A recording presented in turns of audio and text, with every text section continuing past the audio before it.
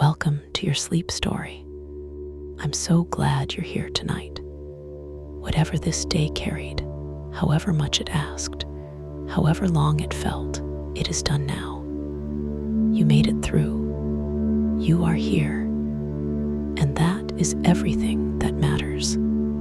So let's begin. Before I take you anywhere tonight, I want to count you down from 10 to 1. And as I count, I want you to allow yourself to sink just a little deeper into wherever you are right now. Feel the weight of your body. Feel what is beneath you, holding you. And with each number, just let go a little more. 10. Allow your eyes to close. Gently, completely. There is nothing you need to see right now. 9. Feel your shoulders and let them drop as far as they want to go. 8. A slow breath in through the nose. 7. And all the way out. 6. Your hands. Feel them opening. Whatever you've been holding today, you can put it down now. 5. Your jaw is soft. Your face is soft. 4. Your legs are heavy, warm. 3. You're drifting, not asleep yet, but moving that way. 2. The day is behind you, completely and entirely behind you. 1. And now, tonight's sleep story, the relaxation. Before we go anywhere, I want to stay here with you for a moment. Just here, just now, because this moment, this exact moment right now, where you are lying in the quiet, deserves a little attention, a little kindness. Take a breath in for me, from the very bottom of the belly. Good, and let it go. And as you breathe out, I want you to imagine that everything you were carrying today, every worry, every unfinished thought, everything heavy, is just leaving with that breath, just drifting away. You don't have to solve anything tonight. You don't have to figure anything out. You don't have to be anything other than exactly what you are right now. A person who deserves rest. A person who deserves sleep. Because you do. You really do. Whatever happened today, whatever was hard, whatever felt like too much, you made it through. You are here. And that is enough. That is more than enough. You are safe. And you are here. Bring your awareness gently to your feet now. Just notice them and allow them to soften. The toes uncurling, the arches releasing. All the small held tension of the day simply letting go. Let that softness travel upward, through the calves, through the knees, the thighs. All of it warm, all of it heavy, all of it resting now. Your lower back, your hips. Allow yourself to feel the surface beneath you taking your weight completely, fully. You don't have to hold yourself up anymore. The bed has you. The earth has you. The belly soft. The chest soft. The heart beating steadily as it always has, as it always will. Your shoulders dropping, your arms heavy and warm, your hands open and still, the neck long and loose, and your face, let the jaw go. Let the forehead smooth. Let the eyes be completely still behind their lids.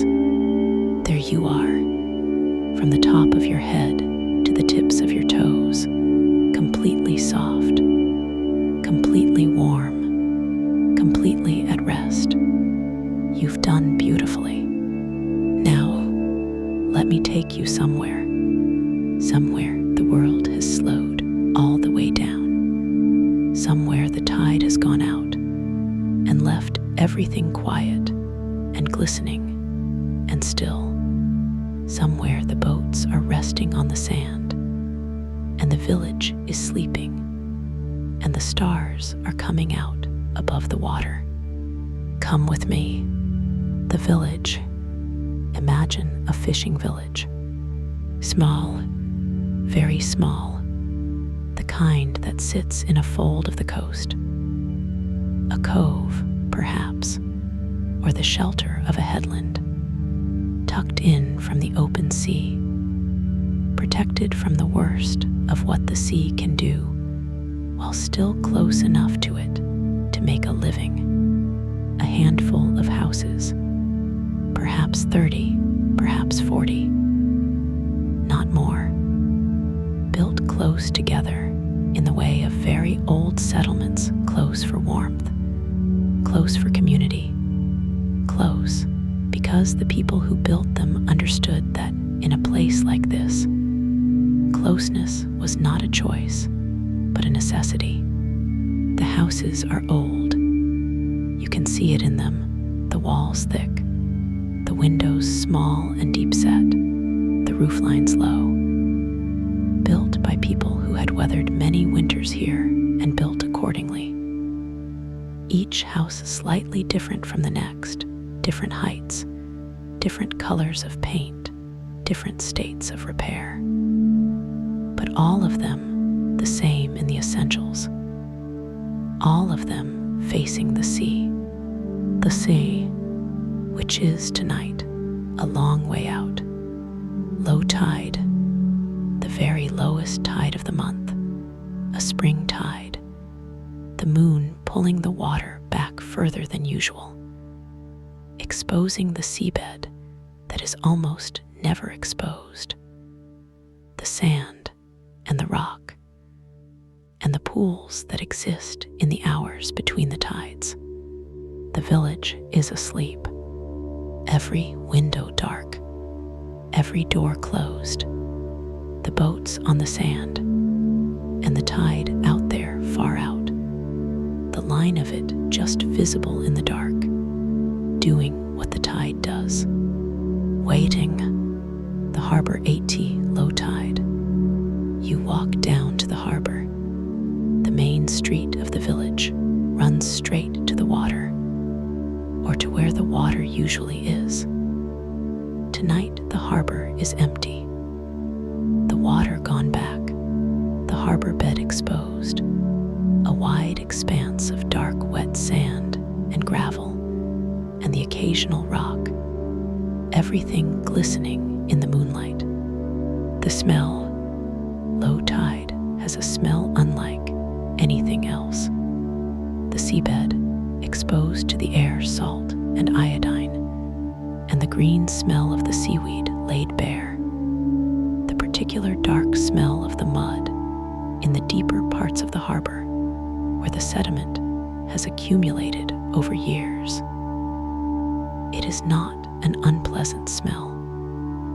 It is the smell of the sea's interior, the smell of what the water hides. Rich, alive, old. The boats, they are sitting on the sand now, their keels resting on the harbor bed, tilted very slightly to one side where the sand is uneven, each one leaning its own particular lean. They look strange out of the water, larger somehow, and also more vulnerable. The hulls visible all the way down to the keel, the barnacles on them pale in the moonlight. They are resting, just resting, waiting for the tide to come back, as it always does, as it always will. The boats, you walk out onto the harbor sand, your feet on the wet sand, the give of it, the slight suction of each step, the sand compressing and releasing racing as your weight moves across it. Cool through your shoes, firm enough to walk on, but with the yielding quality of sand that is saturated with water. You walk to the nearest boat. Her name is painted on the bow. Mary Ann, old lettering. The paint of it faded, but the name clear. Mary Ann, who was she? A wife, a daughter, a mother, someone loved enough to give her name to a working boat. The highest compliment this village knows. She is a small boat, open-hulled, no cabin, no shelter. Just the hull and the thwarts, and the outboard motor bracket at the stern, and the coiled rope in the bow. The simplest kind of fishing boat, the kind that goes out in the morning and comes back in the afternoon. Her hull is wooden, old wood, painted many times. You can see the layers of it at the places where the paint has chipped. Blue on top, white beneath that, another blue beneath that, a red the oldest layer, the first color she was ever painted. All those seasons in those layers. You put your hand on her hull. The wood is smooth and cool, damp from the harbor water that is still running off her, finding its way back to the sea through the sand. Real, solid, she has been going out from this harbor for a long time. The harbor wall curves around the harbor on three sides. Stone, very old stone, the kind of sea wall that was built before there were machines to do it, built by hand. The stones chosen and placed by people who understood that this wall would have to withstand everything the sea could send. It has. For a very long time, it has. The wall is covered on its seaward face with barnacles and limpets, and the dark, wet crusts of mussel shells, all of them exposed now in the low tide, their surfaces glistening. Higher up, above the high tide line, the wall is dry and covered in lichen. Orange lichen, gray lichen, the slow-growing, ancient, completely patient lichen that takes decades to form and centuries to become what it is.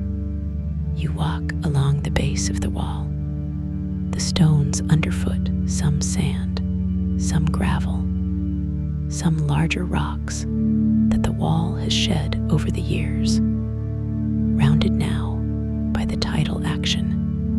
A pool in a hollow between two rocks, a rock pool, left by the retreating tide. Still and clear, the moonlight finding it perfectly. You crouch beside it. The pool holds its world. An anemone, its tentacles retracted into a dark blob now that the water is still.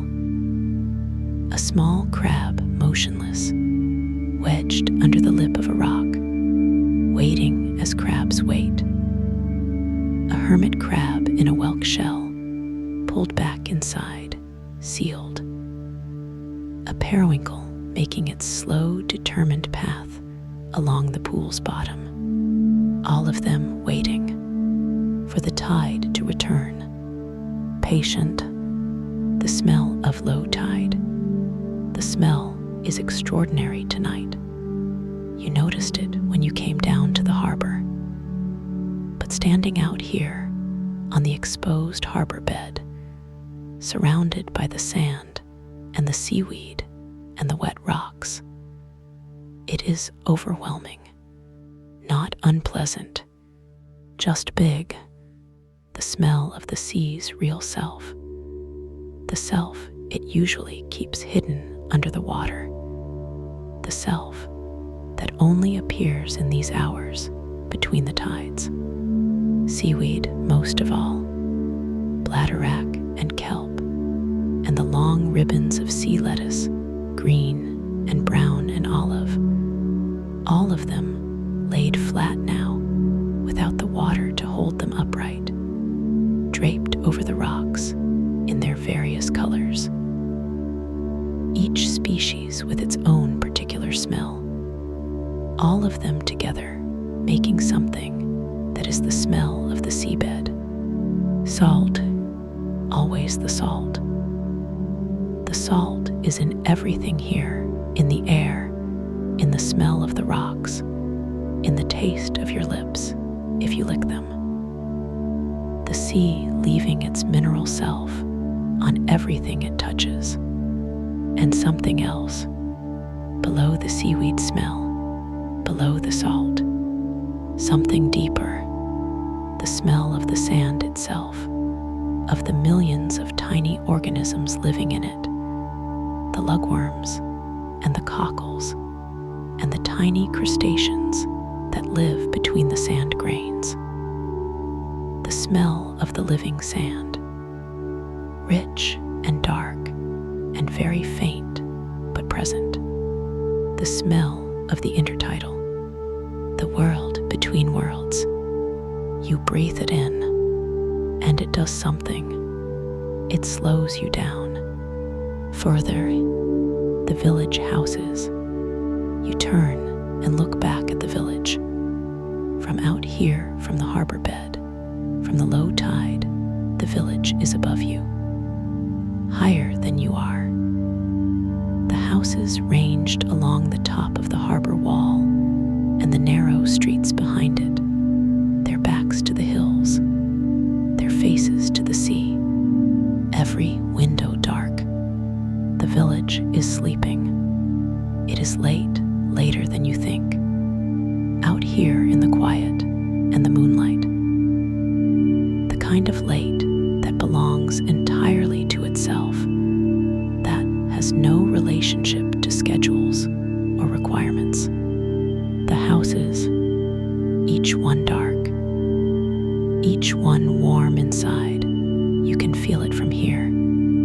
The inhabited warmth of closed houses with sleeping people in them. The particular quality of a house at night, full of rest. The breathing of its occupants slowed to the breathing of deep sleep. One window has a curtain not quite closed, a sliver of amber light, a nightlight perhaps, or a lamp left on in an empty room, the kind that burns all night because someone likes to have it there. You look at it for a moment, that small amber sliver, someone's house, someone's night, someone sleeping while the tide is out and the village is quiet and the boats are resting on the sand. The fisherman's cottage. There is a cottage at the end of the harbor wall, the oldest building in the village. You can tell by the thickness of its walls and the depth of its windows and the way it sits, lower than the houses built after it, settled into the ground, as if the ground has slowly risen around it over the centuries. Its walls are white, or were white, lime-washed many times over many decades. The surface, now a faded off-white, slightly uneven, the texture of it visible in the moonlight. A blue door, dark blue, the blue of the sea on a clear day, which is probably why it was chosen. A worn brass handle, a step worn hollow in the center from generations of feet. The cottage is dark. The fisherman who lives here, whose family has lived here for longer than the oldest person in the village can remember, is asleep. He went to bed early. He always goes to bed early because he will be up at 4 in the morning always is, the way his father was, the way his grandfather was.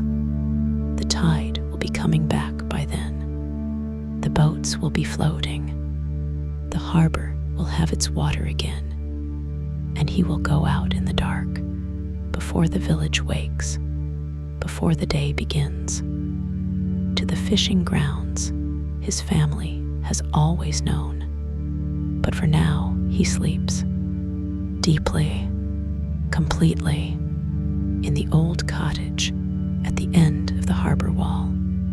The moon on the water. The tide has gone out, but the sea is still there, a long way out, further than it usually goes. The spring tide pulling it back to expose the outer rocks that are only visible for a few days each month. But still there, the line of it visible from here, a brightness on the horizon, the moonlight on the open water beyond the harbor mouth. The moon is high, full or very nearly, its light falling straight down onto the harbor, onto the sand, onto the boats on their keels, onto the wet seaweed on the rocks. Everything silver. The sand is silver. The boats are silver. The harbor wall is silver.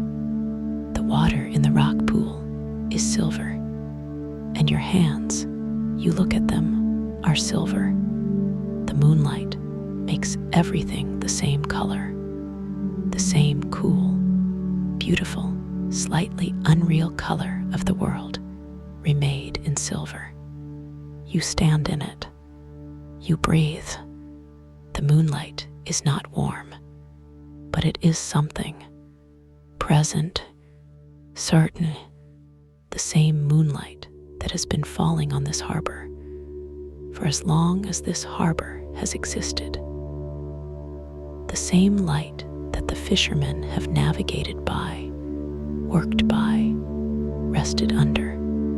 The same moon, the same silver. Tonight, the sounds of the village, 80 low tide. It is very quiet, the particular quiet of a fishing village at low tide in the middle of the night. No lapping water, the water is far away. No creak of ropes, the boats are on the sand, their ropes slack. No engine sounds, all the boats are in. What is left? The sand, the drying sand at the edges of the harbor, where the tide retreated hours ago. The sound it makes as it dries is almost not a sound. A slight settling, a faint creak of contraction as the moisture leaves the surface. A gull, one gull, somewhere on the harbor wall behind you. You cannot see it, but you hear it shift on its feet, its claws on the stone, a brief, small sound. And then still, the sea, far away. The low tide sea beyond the harbor mouth, beyond the outer rocks, its sound very faint from here. The gentlest sound, a barely there murmur at the edge of hearing. The sea, too far away to be fully present, but not quite absent either. Still there, always there, and your own breathing. Slow now, very slow, the quiet of this place doing what quiet places do, finding its way into you and slowing everything down. Your breathing matching the pace of the tide. Patient, unhurried. The nets along the harbor wall, the nets hung out to dry, draped over the wall in long dark folds, their mesh catching the moonlight in places and absorbing it in others. The smell of them, salt and fish, and the particular smell of the net material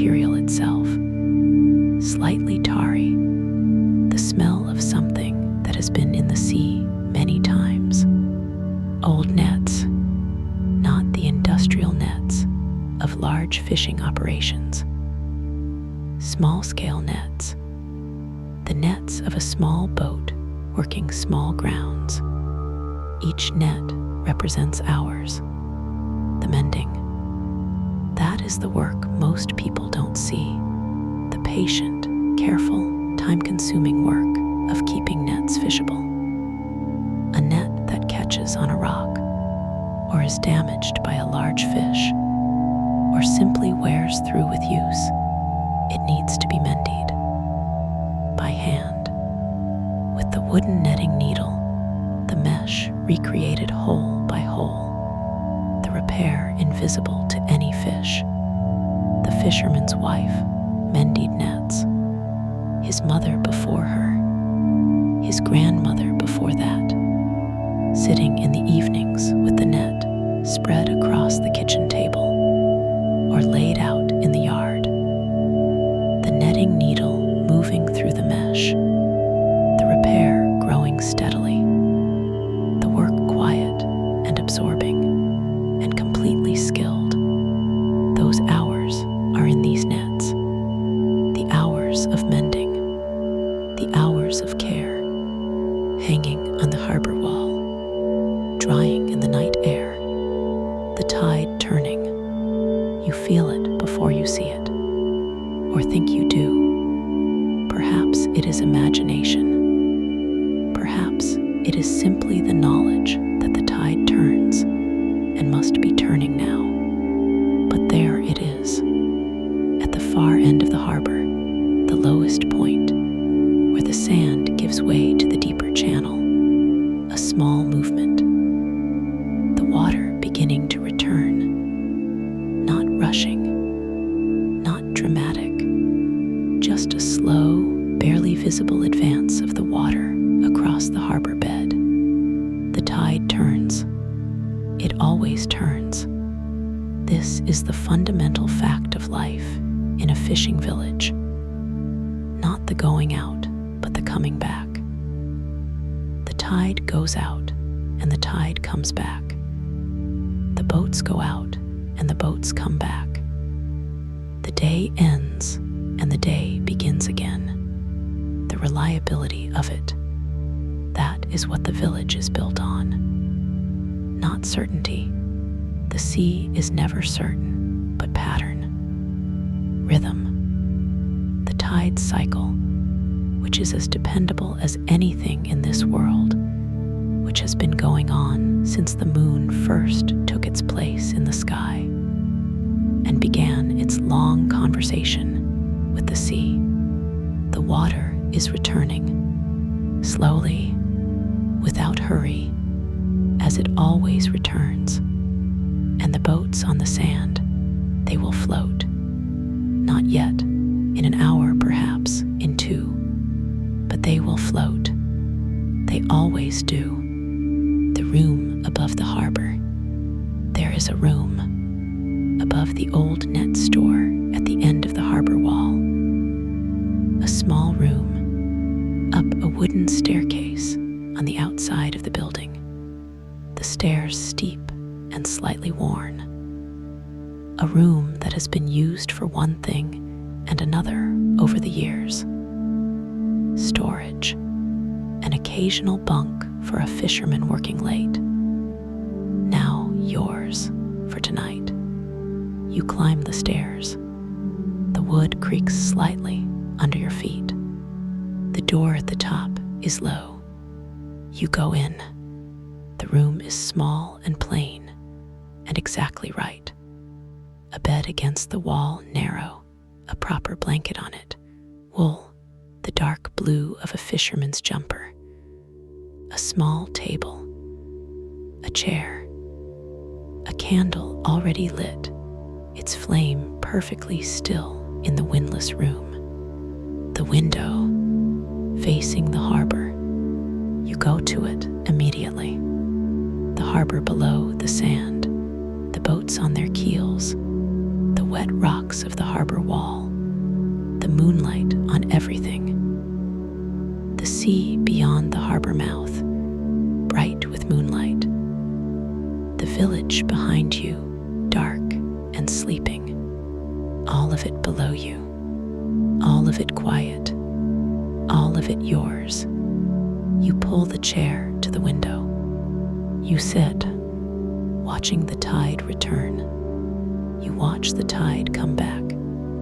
It is slow, slower than you expect, or the same slowness you always expect, but never quite believe until you witness it. The water advancing across the harbor bed in the gentlest possible way. Not a wave, not a rush, simply a gradual filling, the water finding the lowest places first, spreading into the depressions and the hollows, the harbor slowly reclaiming its floor. The boats you watch for when they float. The nearest one, Mary Ann, is still sitting on her keel, still tilted to her slight lean. But the water has reached her.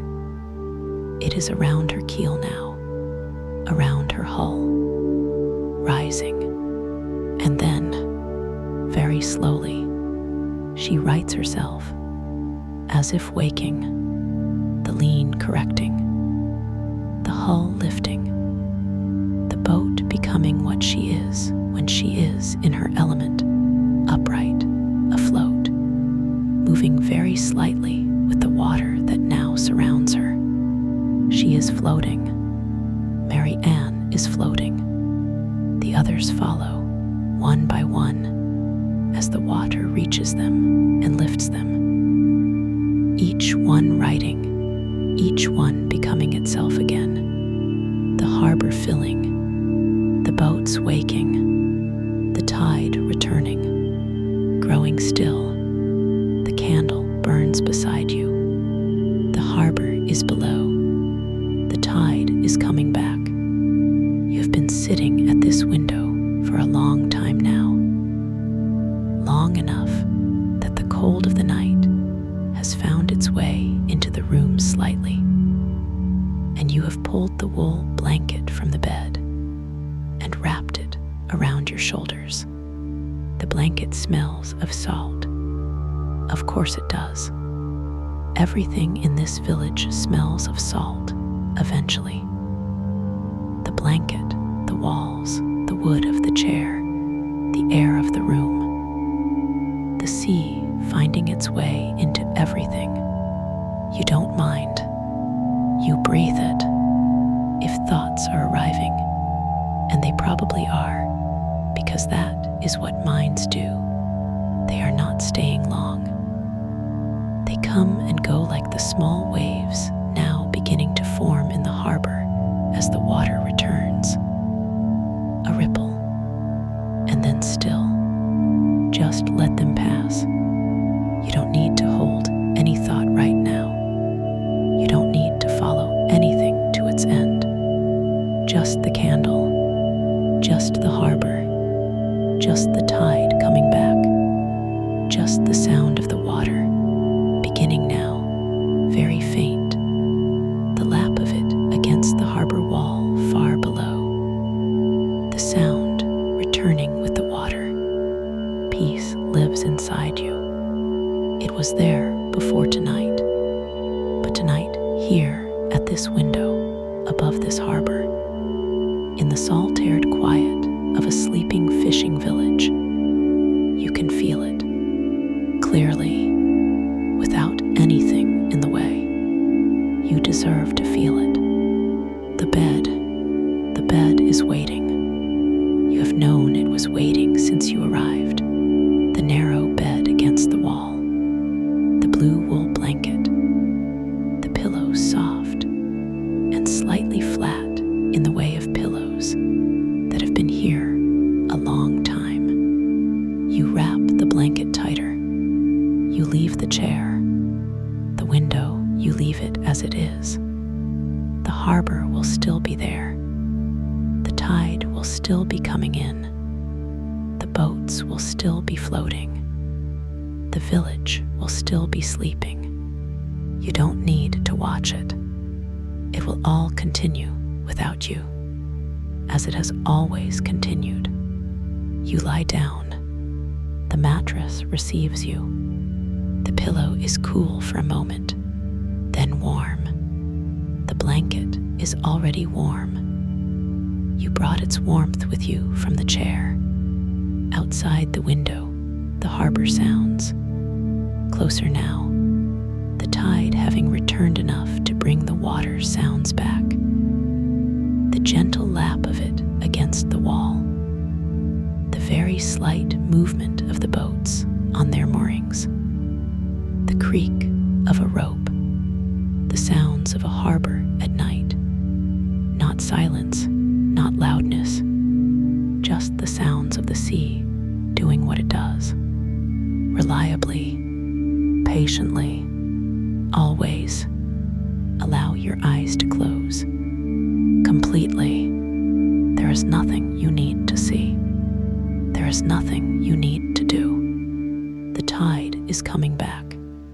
The boats are floating. The village is asleep. Simply rest.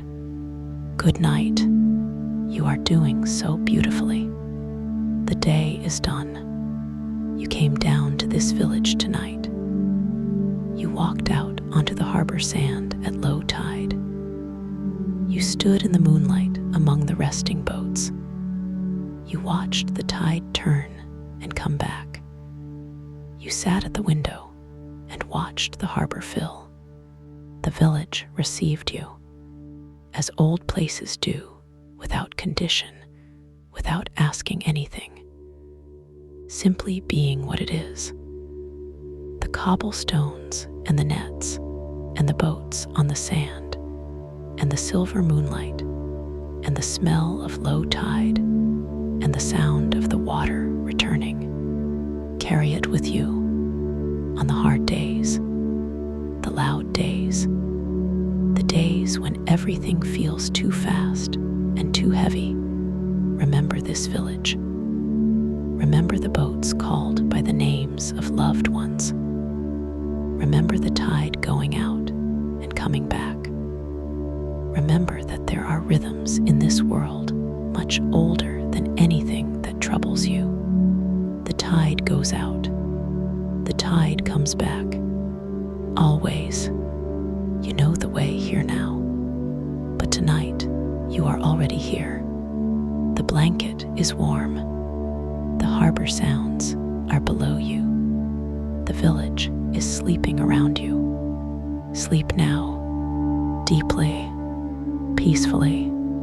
You deserve every quiet, salt-aired, tide-turned, moonlit moment of this rest. Every single one. Good night. Sleep well. The village through the night. The tide through the hours. The tide comes back all night. It does not hurry. It never hurries. The harbor fills slowly. The sand disappearing under the returning water. The rock pools merging with the whiter water. The harbor wall standing in it up to the high tide mark as the water reaches its maximum. By midnight, the harbor is full. The boats floating at their moorings, rising and falling with the very slight swell that finds its way past the harbor mouth. Their ropes taut now, the loose ropes of low tide replaced by the taut ropes of a full harbor, the boats straining gently, the cleats holding as they have always held. By 2 in the morning, the tide has reached its height and begins, very slowly, to go out again. Always the same cycle, the same patient exchange between the moon and the sea and the harbor and the boats. The same rhythm that the village has been built around, that the fisherman has always known, that everything in this place understands. The fisherman sleeping in the old cottage at the end of the harbor wall. The fisherman is sleeping deeply, the sleep of someone who has been on the water since before dawn. and has come back and eaten, and sat for a short time and gone to bed before the village was properly dark. He does not need long to fall asleep. His body knows how to do this, the quick descent into the deep sleep that the sea-working life requires. The alarm will go at 4. The tide will be going out again. The boats will be floating. The engine will start. The harbor mouth will be there in the dark. But for now, the deep sleep, his breathing slow, his face completely relaxed, the old cottage walls around him, the thick walls that have kept out many winters, holding the warmth of the day, releasing it slowly. He has done this for 30 years. His father did it before him. This specific bed, this specific alarm, this specific sequence from sleep to water, 30 years of tides, 30 years of mornings before the village woke, 30 years of coming back. The rock pools in the dark, the rock pools at the base of the harbor wall are covered now. The tide has returned, and the anemone has opened its tentacles again, fully extended, feathery, swaying very slightly in the water. The crab has emerged from under its rock. The hermit crab is moving. The pool is not a pool anymore. It is part of the sea. All the boundaries that the low tide makes between this pool and that one, between the pools and the open sea, between the water and the air, all of those boundaries dissolved by the returning tide, the sea reasserting itself, taking back what it gave up for a few hours. The limpets are feeding now, their muscular foot moving across the rock surface very slowly, the radula scraping microscopic algae from the stone. They always feed on the incoming tide, their whole life organized around this cycle. High tide, feeding, low tide, waiting, high tide again. The oldest rhythm, what the village remembers. The village has been here a long time. The oldest house, not the fisherman's cottage, but the building behind it. The one with the wall that leans slightly inward and the roof that was rebuilt 100 years ago. That house has been here since the village began. No one knows exactly when the village began. There was no founding date, no charter, no moment when someone said, "Here, this is where we will build." There was only the gradual accumulation of people and buildings around the fact of this harbor. The harbor came first. The boats came first. The houses came after, to be near the boats, to be near the water, to be in the place that made the life possible. The village grew the way things grow when they are left to find their own form, slowly, organically, following the shape of the land and the water rather than any plan. And now it is this, these 30 or 40 houses, this harbor, these boats, these nets on the wall, this fisherman in his cottage, this tide going out and coming back. It has been this for a very long time, and the village holds all of it, the way old places hold things, not in any single stone or any single wall, but in the whole, in the arrangement of the streets and the smell of the harbor and the weight of the nets and the names painted on the bows of the boats. Mary Ann, someone loved enough to name a boat after. Still here, still going out. The gulls before dawn. The gulls will wake before the fishermen. They always do, before the alarm, before any light. The herring gulls that roost on the harbor wall and the rooftops will begin their morning. The first calls starting in the dark, the harsh, carrying cry of the herring gull that belongs entirely to harbor towns and means morning, is coming, whether you want it to or not. The fisherman hears them in his sleep. They are part of his internal clock, the gulls and the light and the sound of the tide. He does not need the alarm, really. His body knows, but the alarm is there. 4 o'clock, a simple sound. A small clock on the bedside table, the kind that has been wound and set and rung every night and morning for years. And at 4 o'clock, he will rise. He will dress in the kitchen. He will make tea. A single cup standing at the counter, looking out at the harbor. The harbor will be there. The boats will be floating. The tide will be on its way out. The fishing grounds will be where they always are. And he will go. But that is hours away. For now, the dark, the quiet, the sound of the sea, and you asleep. The sea at night. The sea at night is not the sea at day. In daylight, it shows you its surface, the color of it, the movement, the glitter of sun on water. In daylight, the sea is performing, in a way, showing what it has. At night, it is different.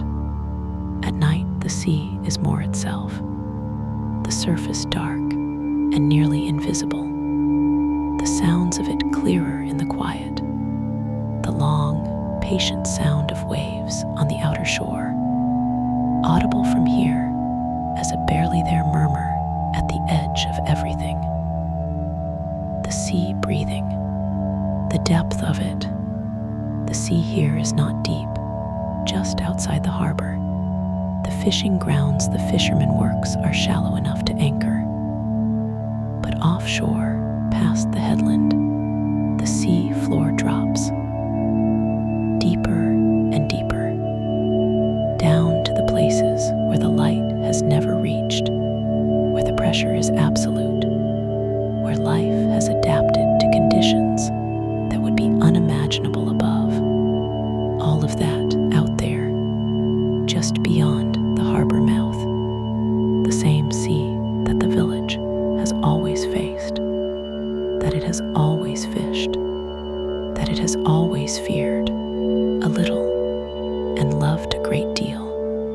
The sea at night, doing what the sea at night does, being vast, being patient, being there. The morning tide, the morning will come, and with it the morning tide. The harbor at dawn is different from the harbor at any other hour. The first light finding the water, turning it from black to gray to the particular gray-green of early morning seawater. The boats sitting in it, their hulls dark, their names still readable. Mary Ann, the gulls loud now. The dawn chorus of a fishing village is not birdsong. It is gulls. The harsh, carrying, completely unambiguous sound of herring gulls telling the village, and everyone in it, that the day has begun, whether they like it or not. The fisherman's cottage, alight. The kitchen window, first. The fisherman making his tea. The shape of him visible briefly as he moves past the glass. Then the harbor door opening, his footsteps on the cobblestones. You know the sound of them, even from up here. Purposeful, unhurried, the footsteps of someone who knows exactly where they are going and has been going there for 30 years. Down to the harbor, to Mary Ann, the engine starting on the second pull, as it usually does, the diesel sound filling the harbor briefly, and then settling to its idle, the rope cast off, and the boat moving slowly toward the harbor mouth, toward the fishing grounds, toward the sea. But you are asleep, long asleep, in the room above the harbor, under the blue wool blanket, with the salt air around you and the harbor sounds below you, and you will sleep a little longer yet. There is no hurry at all. The morning is patient. The tide is patient. The sea is patient. It will all still be there when you wake. The tide is full in the harbor. The boats are floating on their moorings. The ropes are taut. The nets are drying on the wall. The fisherman is sleeping. The old cottage is dark. The gulls are still. The rock pools are part of the sea again. The moonlight is on the water. The village is sleeping. Every window dark. Every door closed. The sea is doing what the sea does. Patient, old, vast, always there. And you are sleeping. Deeply, completely, peacefully, in the room above the harbor, under the blue wool blanket, in the sleepy fishing village, at the turning of the tide. This is exactly where you should be. This is exactly what you deserve. Every quiet, salt-aired, tide-turned, moonlit moment. Every single one. You are safe. You are held. You are at peace. Good night, dear friend. Sleep well. Sleep deeply. Good night, and